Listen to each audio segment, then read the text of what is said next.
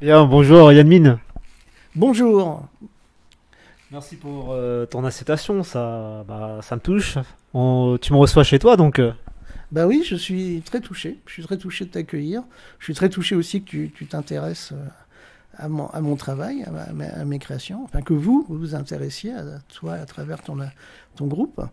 Et, euh, et voilà, bah donc je suis ravi de t'accueillir ici dans notre nouvelle base. J'appelle ça une no-base qu'on crée ensemble avec ma chérie, hein, qui est dans un endroit assez particulier puisque on est dans Brasil. Nous sommes actuellement dans le film Brasil, ou même on peut dire on est dans le film Hunger Games aussi. En fait, on est dans un espace, du cyberespace, on est dans le théâtre du Palacio d'Abraxas, à Noisy-le-Grand, qui est un décor de film, un espace de fiction, un espace imaginaire en grandeur réelle, qui est très spectaculaire. c'est vrai.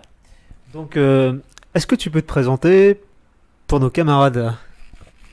Alors, euh, alors donc, rebonjour, et je me présente. Donc, je m'appelle Yann Min, Yann, prénom breton, Min, Min qui vient du vietnamien. Mon père était vietnamien, ma mère était bretonne, et Min, c'est la lumière, c'est celui qui brille. Donc, j'aime bien mon nom pour ça, hein, le porteur de lumière éventuellement. Et donc, je suis à l'origine, je suis plutôt dans une démarche artistique, hein. J'ai plus une formation d'artiste, je fais les grandes écoles d'art, mais j'aime bien plutôt me définir à la fois comme cyberpunk, un punk cybernétique depuis au moins 40 ans, et aussi comme no-naute. No, N-O-O, naute, c'est-à-dire un explorateur de la noosphère, la noosphère étant à la fois la sphère de l'information, le cyberespace, mais aussi, d'un point de vue métaphysique, des sphères informationnelles mystérieuses qui englobent le cyberespace, donc la biosphère. Donc là, donc, comme je t'expliquais, on est dans le muséum. Là, c'est la reconstitution en 3D d'une installation d'art vidéo que j'avais faite en 1983, que j'avais présentée au Centre Georges Pompidou, au Musée d'Art Moderne en 1983, qui était une illustration à la fois des concepts d'âge mécanique et d'âge électrique de Marshall McLuhan, mais aussi l'illustration de son aphorisme Le message, c'est le médium. Et c'est aussi l'histoire d'une jeune femme qui est immergée à l'intérieur d'un ordinateur. Elle est en vie suspendue dans un monde informatique, dans un monde virtuel. Et l'ordinateur essaye de la réveiller, mais elle refuse de sortir de son sommeil, de son rêve cybernétique, en fait, de l'univers parallèle dans lequel elle est. Et elle finit par mourir au moment où l'ordinateur s'éteint. Alors, je vais aller un peu plus loin. Alors, attends, avec du pot, je la relance. Stop, play, voilà. Donc, euh, donc voilà. Donc, je te disais, ça, c'est Média Zéro, qui est la reconstitution d'une installation d'art vidéo que j'avais faite en 1983 au Centre Georges Pompidou, qui raconte l'histoire d'une jeune femme immergée à l'intérieur d'un monde informatique, hein, dans une réalité parallèle calculée par l'ordinateur. Et l'ordinateur essaye de la réveiller, et elle transforme, elle ne veut pas sortir de ce rêve informatique, de cet univers virtuel, et elle transforme les messages de l'ordinateur en bugs informatiques. Et elle meurt avec la machine lorsque celle-ci arrive en fin d'énergie, en fin de batterie. Donc, c'est vrai qu'en ce moment, on peut dire que tu as été un pionnier parce que la cybernétique, le transhumanisme, ce sont des thèmes maintenant qui, voilà, assez actuels. Donc, est-ce que tu peux nous définir ce que c'est pour toi la cybernétique et le transhumanisme? Alors oui, oui, enfin, précurseur, pas. Je m'y suis intéressé très très tôt au transhumanisme et aussi à la cybernétique il y a 45 ans, en particulier quand j'ai commencé à faire mes premières œuvres d'art vidéo à l'atelier vidéo de l'école des arts décoratifs. Et, euh, et alors, la cybernétique et le transhumanisme, qu'est-ce que c'est la cybernétique, qu'est-ce que c'est le transhumanisme? Alors, la cybernétique est un truc absolument génial, un truc d'enfer, que j'ai découvert en fait assez tardivement. C'est-à-dire que moi, j'étais beaucoup plus intéressé au début par McLuhan, par la notion de médias, de traitement d'informations par les médias. Et puis j'ai fait une série, j'ai eu une commande, qui était une série d'émissions pour la Cité des Sciences et non, d'ailleurs non, ça a commencé même avant la Cité des Sciences, c'est grâce à Maurice Benayoun, un autre artiste vidéo assez connu, qui avait une société de production et on a fabriqué ensemble une borne interactive pour le musée du CNAM consacrée à l'histoire des créatures artificielles. Et moi je me suis occupé Maurice s'est occupé de l'habillage, de la borne interactive, et moi je me suis occupé du contenu. Et là j'ai commencé à travailler avec les chercheurs, les historiens du CNAM sur l'histoire des créatures artificielles, qui est une histoire, contrairement à ce qu'on pourrait penser, qui ne remonte pas juste aux années 50-40, à l'invention justement de la cybernétique ou aux automates, mais ça remonte bien avant, c'est-à-dire on va trouver les premières traces d'idées, de concepts de créatures artificielles dès l'aube des premières mythologies de l'humanité, en particulier dans la mythologie mésopotamienne. L'humain est une créature artificielle créée par les dieux. Et puis plus tard, on trouve des créatures artificielles, par exemple, dans la forge d'Héphaïstos, le dieu de la technologie, le dieu de la forge. Et Héphaïstos avait 2 gynoïdes, 2 femmes en or, qui l'assistaient dans sa forge. Des femmes en or. Ça veut dire qu'elles peuvent se reproduire.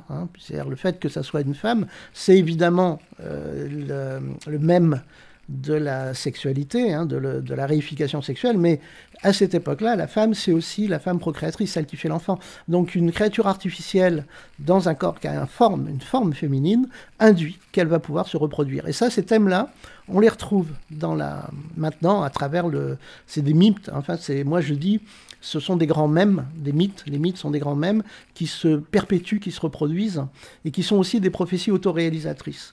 Et la dernière évolution de ces mythes, très anciens, c'est le transhumanisme. Le transhumanisme et la singularité sont 2 mouvements de pensée actuellement qui sont apparus dans les années 70-80, enfin qui se sont propagés surtout dans les années 80-90, j'aurais même tendance à dire, tardivement, et qui sont la réémergence moderne de très très très anciens mêmes mythes qui déterminent notre humanité et notre futur. La forge d'Héphaïstos, c'est-à-dire Héphaïstos, dieu grec de la technologie, qui est accompagné des 2 femmes, de femmes en or, qui l'assistent dans la forge. Voilà. Et le texte incroyable, je peux te le lire vite fait si tu veux. Je te le lis parce qu'il est extraordinaire ce texte. Donc c'est Homère, un artiste, qui raconte, et il dit, on est dans la forge, donc Héphaïstos s'essuie la figure, etc. Et il prit un gros sceptre, marcha vers la porte en boitant, parce qu'il était boiteux et tordu, et des servantes s'empressaient pour soutenir le prince, toutes d'or, mais semblables à de jeunes vivantes. Elles ont un esprit dans leur diaphragme, elles ont la voix, la force, et les immortels leur ont appris à agir. On a une description de science-fiction, littéralement, puisqu'il y a des descriptions techniques. Les immortels, les dieux, leur ont appris à agir, et elles ont la voix, elles parlent, et elles ont la force. Donc on a une description de robots gynoïdes déjà présente dans Homère, dans l'Iliade. Qu'est-ce que c'est la cybernétique? D'où vient le mot cybernétique? Eh bien, sur 300 personnes, il y en a 10 qui le savent. C'est assez étonnant. C'est assez étonnant qu'un des mots les plus importants de notre modernité, on ne sache pas d'où il vient. Et donc la cybernétique, c'est ça, c'est-à-dire c'est Norbert Wiener, ici, tu vois. C'est un livre que voici, Cybernetic Control of Communication. C'est ce chercheur en mathématiques qui invente la cybernétique en 1948, mais elle était déjà en maturation longtemps avant. Et à partir du concept qui est d'asservir les batteries de DCA sur les radars. Donc il a comme en charge de résoudre le problème d'asservir les batteries de DCA sur les radars, et à partir de là, il va formaliser un concept mathématique qui est toujours utilisé, qui sont les algorithmes de la cybernétique, mais en même temps, il va développer ce que j'expliquais tout à l'heure, donc la philosophie cybernétique. Et donc ça, c'est Norbert Wiener.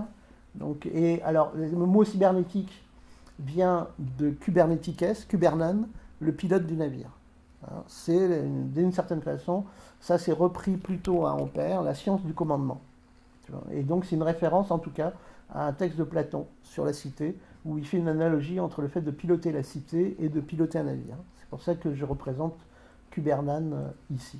Quant au transhumanisme, comme j'expliquais juste avant, c'est l'émergence de mythes très anciens qui sont... Alors moi, je suis convaincu, hein, les mythes sont des prophéties autoréalisatrices. C'est-à-dire que les mythes, les grands mythes, expriment quelque chose qui nous habite. Nous, artistes, d'ailleurs nous sommes des artistes, hein, les mythes, c'est les artistes qui les véhiculent, c'est les conteurs, hein, ce sont les bardes, ceux qui racontent, les chanteurs, qui racontent les histoires et qui vont transmettre des mythes qui vont marquer l'imaginaire collectif. Et en fait, nous, artistes, nous passons notre temps à jouer avec les métaphores. Nous passons notre temps à métaphoriser. Et en fait, intuitivement, de façon assez subtile, nous percevons des structures qui sont propres au vivant, qui sont dans la nature même de la vie. C'est-à-dire le vivant, c'est quelque chose qui est là sur cette planète depuis 4 milliards d'années. C'est sans doute la chose la plus immortelle qui existe dans l'univers actuellement. Ben oui, on se dit le vivant est mortel. Non, ça fait 4 milliards d'années que le vivant, non seulement est sur cette planète, mais se perpétue, se développe et se complexifie dans un univers chaotique qui, lui, tend vers l'entropie. Et d'ailleurs, en termes scientifiques, on va caractériser le vivant en parlant de négantropie, c'est-à-dire quelque chose qui va à l'inverse du chaos, à l'inverse de l'entropie, hein, c'est la négantropie, et qui va en se complexifiant et en s'organisant. J'ai reconstitué l'arche d'Atrahasis, c'est-à-dire l'arche mésopotamienne. Donc ce que j'expliquais tout à l'heure, hein, c'est-à-dire que c'est un mythe qui préexiste à la fois à la Bible et au Mahabharata hindou, donc qui est présent dans la mythologie mésopotamienne, qui est la plus ancienne mythologie dont nous ayons une trace écrite, où on a retrouvé sur des tablettes cuneiformes la description de l'arche qui est ronde, tu vois, et donc je l'ai représentée ronde, là. On va sauver la vie, et là tu as l'avatar de Vishnu, qui se bat contre un démon, et c'est cette bataille contre le démon qui va provoquer le déluge. Et l'avatar de Vishnu est arrivé sur Terre sous la forme d'un poisson, le poisson Matsya. C'est pour ça qu'on représente souvent Vishnu sortant d'un poisson, parce que il s'est d'abord incarné sous forme de poisson avant de se révéler en tant que Vishnu. Et il va lutter contre le démon, et il va inciter un de ses disciples à construire un arche pour sauver le vivant pendant qu'il se bat avec ce démon sous-marin. Est-ce que tu auras un dernier mot pour nos camarades, un mot de la fin? Un mot de la fin? Ouais, est-ce que tu veux? Ah bah, quand tu me parles de mot de la fin, quand tu me parles du mot de la fin... Ou mot du commencement. Alors voilà, c'est bien le problème, parce que soit c'est la fin, soit c'est le commencement. Ouais. Quand tu me parles de mot de la fin, on ne peut pas ne pas penser à l'Apocalypse. Hein, oui. C'est-à-dire que le mot de la fin... et donc moi j'aurais tendance à dire... Je suis sans doute un des rares, il le cache bien, hein, Thierry Harman de la Demeure du Chaos. On en parlait il n'y a pas très longtemps, mais je suis certainement un des... Ah, il faut que tu ailles le voir, Thierry Harman. La Demeure du Chaos. Ça, ouais, il faut absolument que vous alliez voir Thierry Harman. Ah bah oui, avec grand plaisir. Et on parlait l'autre jour, et en fait, nous sommes des cyberpunks, sans doute des rares cyberpunks positifs. Ah oui. Ben oui, parce que le cyberpunk est habité par la dystopie et par c'est comme les piles, il y a du positif et du négatif. C'est ça. C'est ça. Et je dirais, en ce moment, la question de la fin est vraiment d'actualité. Réellement d'actualité, c'est pas juste une spéculation, hein, c'est-à-dire qu'on est à une bifurcation. Et on peut se diriger soit vers une singularité technologique, donc une espèce un émerveillement technologique et une apothéose de technologie qui sera vertueuse.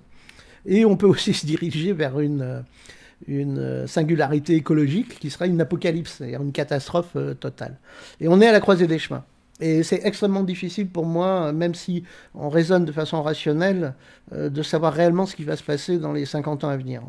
Beaucoup de présomptions annoncent la catastrophe, mais nous avons, et c'est en ça que je crois, donc comme mot de la fin, je dirais, restons optimistes, parce que c'est comme ça qu'on construit les choses. Et c'est en s'enfermant dans la morbidité et dans la négation qu'on rentre dans un processus dépressif et qu'on finit par en mourir. Alors que lorsqu'on est habité par cette sensation cette magie qu'il y a dans le réel. Et c'est la magie de la négantropie. Moi, j'aurais tendance à dire, il faut avoir foi dans ce que j'ai expliqué tout à l'heure, qu'est la négantropie. C'est-à-dire le contraire de l'entropie. La capacité du vivant à organiser, à s'organiser, à s'adapter vers plus de complexité. Et donc, je dirais, il faut avoir foi dans la négantropie parce que de cette négantropie va arriver le salut, inévitablement. Et là, tu vois la courbe, c'est-à-dire c'est assez rigolo. Donc, tu vois, moins 10 000 ans, les petits carrés verts, moins 5 000 ans, tu vois, ça grandit, on commence à être nombreux, tu vois.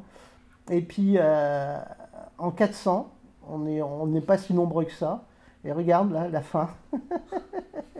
En 2050, le gros carré rouge, c'est 2050. C'est-à-dire l'humanité est en train de se développer, de se propager à vitesse exponentielle. Donc ça pose un sérieux problème qu'il va falloir qu'on résolve. Tu vois, et c'est dans nos générations que ça va devoir être résolu. Voilà, donc on a fait le tour du No Museum. Ça te va? Ouais, bah, je te remercie infiniment. Bah, c'est moi. Moi, je suis très très content d'avoir fait cet entretien.